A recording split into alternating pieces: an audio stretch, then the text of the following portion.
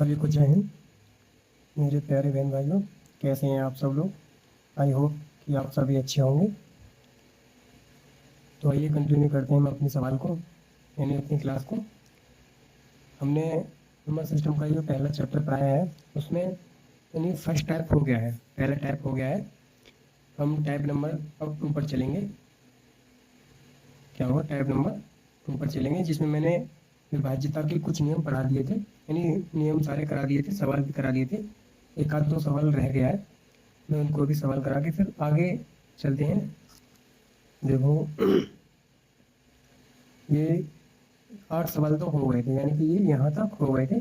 ये 9वां सवाल रह गया है, 9वां सवाल रह गया है। आगे कंटिन्यू करते हैं। हमारे सेशन को लाइक करें एंड चैनल को सब्सक्राइब करें और एंड शेयर करें, जो कि इस क्लास का सभी को लाभ मिल सके। ठीक है, आइए देखते हैं, अपनी क्लास की ओर बढ़ते हैं। देखो नंबर सवाल क्या कह रहा है कि यदि n 5, 9 और 2, 1 यानी कि n 5921 जो है 11 से विभाज्य है, यानी विभाजित है। ठीक है, कुछ भी कह दो। तो सबसे छोटी प्राकृतिक संख्या n का मान बताइए। यानी कि ये n का मान पूछ रहा है जो कि 11 से विभाज्य है। हमने पहले 11 की विभाज्यता हमने पढ़ ली है, जो कि मैंने अगली पहली वाली वीडियो में पढ़ाई थी। यह देखो 11 की विभाज्यता, इसमें लिखा है किसी भी, यानी किसी भी संख्या के, यानी अल्टरनेट संख्या का योग, यानी एक को छोड़कर एक अल्टरनेट संख्या का योग या तो 0 हो या फिर उनका डिफरेंस 11 हो। वो हमारी संख्या किससे 11 से विभाजित होती है। जैसे हम देखेंगे इसमें अल्टरनेट हम सम करेंगे, यानी कि n + 9 यानी कि 9, 9 + 1। देखो यानी कि n 9 और 1 कितना हो गया 10, ये प्लस में आ जाएगा 10। फिर आगे क्या कहता है, यानी कि 5 इधर भी छोड़ दी, 5 और 2 7 बराबर 7। अब हम ये देखो, इसमें कह रहा है कि विभाज्यता का नियम कहता है, यानी कि या तो डिफरेंस 11 हो या फिर दोनों तरफ बराबर यानी कि 0 हो, यानी कि डिफरेंस इनका या तो 0 हो या फिर 11 हो। तो हम ऐसी संख्या इसमें क्या जोड़ें जो कि डिफरेंस इनका 11 हो। तो ये 10 है, ये 7 है। तो हम ऑप्शन से देखते हैं कि ऑप्शन में क्या क्या है। यानी कि देखो इसमें 6 रखते हैं हम, कितना हो रहा है 16, 16 में 7 जाएंगे तो हमारा डिफरेंस 11 नहीं आएगा। फिर हम रखते हैं 9, 9 + 10 यानी कि यहाँ होगा 19, 19 को अगर हम रखते हैं तो डिफरेंस यानी 11 से ज़्यादा आएगा, यानी कि 12 डिफरेंस आएगा। ठीक है, यहाँ पे रखते हैं 7, यानी कि अगर 7 रखते हैं 7 + 10 यानी 17, तो डिफरेंस 10 आएगा, क्योंकि 7 ही माइनस हो जाएगा। फिर हम रखते हैं 8, यानी कि यहाँ 8 को रखते हैं, हमारा और कोई ऑप्शन बचा नहीं, तो ये एक ही ऑप्शन राइट होगा। कैसे कि 8 + 10 यानी कि यहाँ हो गया 18, और 18 में से 7 जाएंगे तो ये 11 ऑप्शन आएगा, यानी 11 हमारा ये राइट आंसर डी है, यानी कि इसका क्या होगा 8। ठीक है, चलते हैं हम नेक्स्ट टाइप पर, यानी कि ये शेषफल यानी रिमाइंडर। टाइप नंबर 3 है, ये एक ही सवाल रह गया था टाइप नंबर 2 का। ठीक है, इसमें आगे करें चलते हैं कि जब 77 को 4 से विभाजित किया जाए तो शेषफल ज्ञात कीजिए। यानी एक संख्या है 77 और हम इसको 4 से विभाजित करते हैं, विभाजित किया जाए तो शेषफल क्या बचेगा, यानी कि शेषफल क्या होगा। तो देखते हैं, हम यहाँ पर करते हैं 77 को, मैं इसी पर कर लेता हूँ, जगह काफ़ी है। 77 को हम 4 से विभाजित करते हैं तो देखो, यानी कि 4 × 4 कितना बचे हैं 3, यहाँ होगा 37, 4 × 6 24, 4 × 7 28, 4 × 8 32, 4 × 9 36, यानी कि यहाँ अब भी क्या रह गया, एक शेष रह गया। अभी क्या रह गया, एक शेष है, हमारा आंसर 1 हो जाएगा। ठीक है, सवाल नंबर 11 पे आते हैं। ये देखो सवाल नंबर 11, सवाल नंबर हो गया 10 कंप्लीट हो गया, हमारे 11 नंबर पे आते हैं। इसमें लिखा है, देखिए एक संख्या को जब 119 से विभाजित किया जाता है तो शेषफल 19 बचता है। यदि यानी उसी संख्या को 17 से विभाजित करने पर शेषफल क्या बचेगा। एक हमारा स्पेशल ही केस मान के चलो, क्योंकि ये थोड़ा उससे हाई लेवल में आता है, जैसे आता है यूपीएसआई में हो गया, सीजीएल में हो गया, सीजीएल प्री का सवाल है, यूपी कांस्टेबल में भी आता है। ठीक है, ये देखो एक क्या कह रहा है, यानी कि एक संख्या को जब 119 से विभाजित किया जाता है तो शेषफल 19 बचता है।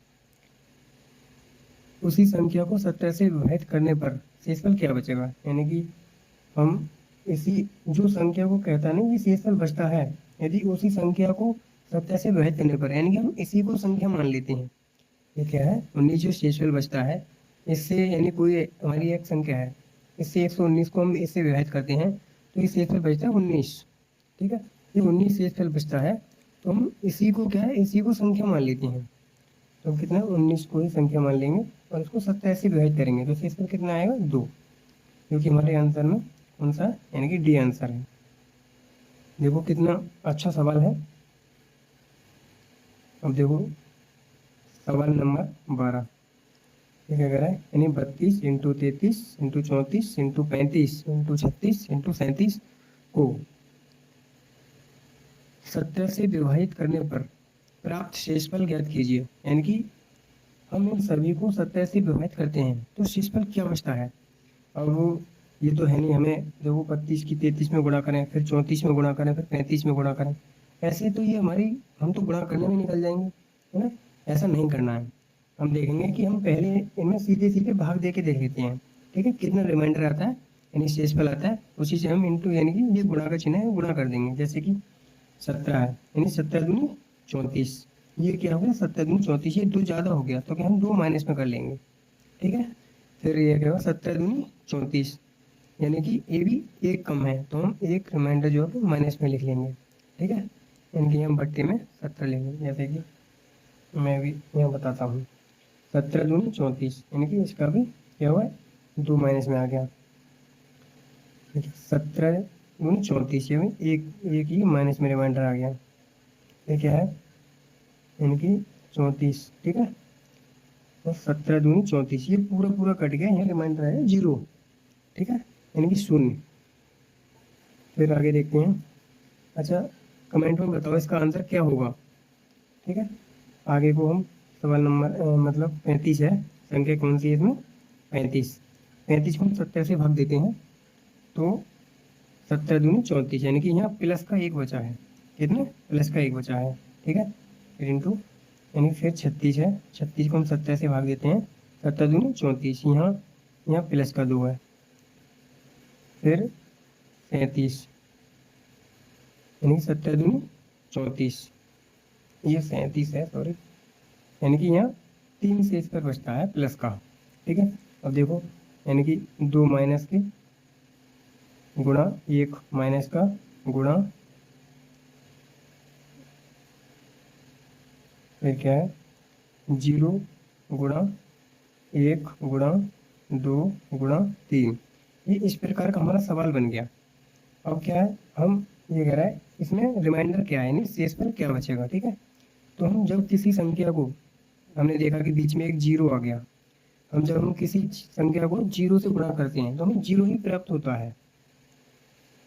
अब हमने देखो यानी कि 2 1 2, यहाँ से 2 मिला, फिर हम 2 0 में बढ़ेंगे, 0 में गुणा करेंगे तो 0 ही मिलेगा। तो इसका पूरे सारे यानी कि इसका पूरे सारे सवाल का आंसर हो जाएगा 0, जो कि सवाल नंबर यानी कि सवाल नंबर ये बी का बी ऑप्शन है, सवाल नंबर दूसरा का बी ऑप्शन है। आइए सवाल नंबर अब चलते हैं टैप टैप चौथा आ गया, नहीं 4 टैप आ गए इकाई अंक। ठीक है, इसमें ज़्यादा नहीं है, इसमें रिमाइंडर थोड़े में, तो क्या है कि एक आध 2 सवाल पूछा जाता है, वो भी बहुत ईजी, जैसे कि हम उसी हिसाब से चल रहे हैं। यानी यूनिट डिजिट इकाई अंक, देखिए हम देखेंगे। अब देखो इसमें भी कितनी कितनी बड़ी संख्या आ गई, यानी कि 6812, 3528, 3179 और 4324, क्योंकि इसमें पूछा है कि मैं इकाई अंक ज्ञात कीजिए। ठीक है, इसमें ऑप्शन है 6, बी में 3 और सी में 7 और डी में 5। अब ये कह रहा है बताओ इतनी बड़ी संख्या को हम गुणा कैसे करेंगे। ये हमसे पूछा है इकाई अंक, यानी हमें ओनली लास्ट की इकाई अंक देखना है। जैसे कि कैसे बोलते हैं तो इकाई, दहाई, सैकड़ा, हजार, यानी कि हमें इकाई अंक देखना हर एक संख्या का, ठीक है। इकाई अंक हमें इससे मतलब है, इनसे कोई मतलब नहीं है, इन तीनों संख्या से इनसे कोई मतलब नहीं है, हमें ओनली इकाई अंक से मतलब है। जैसे कि 4, यानी कि ये है 9 चौक 36, ठीक है। अब ये 36 आया, अब हमें इससे 3 से भी कोई मतलब नहीं है, ओनली 6 से मतलब है। जैसे कि अब 6 से मतलब है, इसमें गुणा करेंगे तो ये 3 से हमें कोई मतलब नहीं है, और इससे हमें 6 से मतलब है, करेंगे 6 अट्ठे 48, ठीक है। यानी कि ये हमें 4 से भी कोई मतलब नहीं है, हमें 8 से मतलब है। इसमें करेंगे 8 दूनी 16, ठीक है। अब ये आया 16, अब ये 16 है, हमें 1 से भी कोई मतलब नहीं है, हमें ओनली 6 से मतलब है। तो इसमें जैसे कि राइट आंसर है पहला।